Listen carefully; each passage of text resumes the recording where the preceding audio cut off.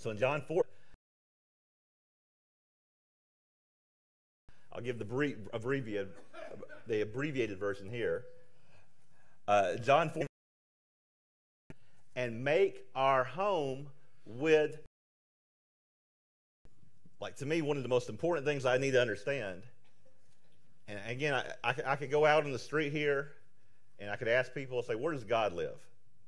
I don't know if, we could go ask people, where does God live? Most people say, well, God dwells in heaven, and that would be correct to an extent. He was saying that,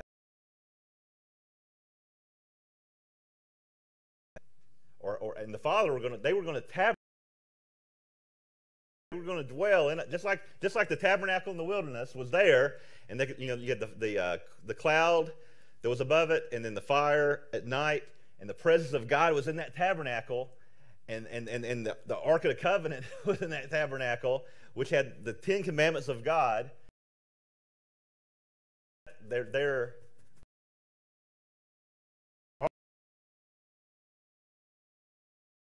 so we as a temple, we should have fruit. We should have fruit. We should have the commandments. So the tabernacle is us. Tabernacles, and Christ is dwelling in us, and it's until we are transformed, and we're made in His image, and we're part of the family of God. So, but now the tabernacle's inside of us, and so that's what I wanted to get to tonight. We're looking to the future where everything's going to be and what they did for the temple, and that service. So holiness to the Lord, how everything we do is going to be that way. Like we said, how does God feel about the Feast of Tabernacles? He feels pretty strongly. So he probably feels pretty strongly about holiness to the Lord, about us, our us, and how we are going to serve Him. All right, so we're getting to this, and we're going to talk about service and how we can be holiness to the Lord in everything we do. So that's what we're going to focus on. It took me 25 minutes to get there, but we're going to talk about that. All right. So can someone, briefly, summarize the parable of the talents and tell me what we should learn from that? Because we all know the parable of the talents, right? We don't need to go. So who can maybe summarize that for me and give me just what do we learn from the parable of talents?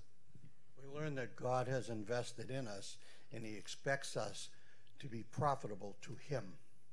Yeah, and what happened to the one with only one talent who buried it? He was unprofitable. He was unprofitable.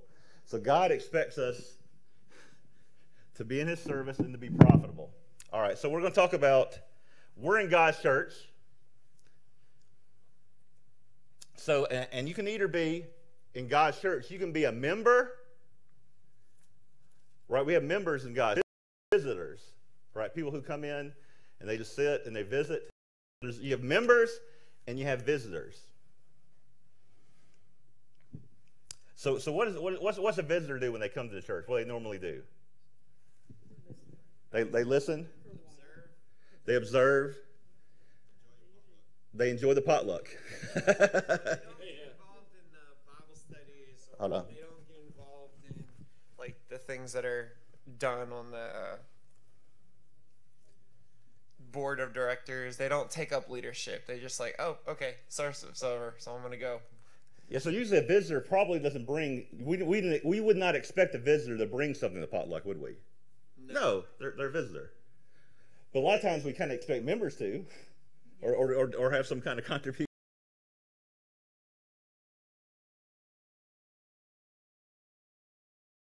Decide.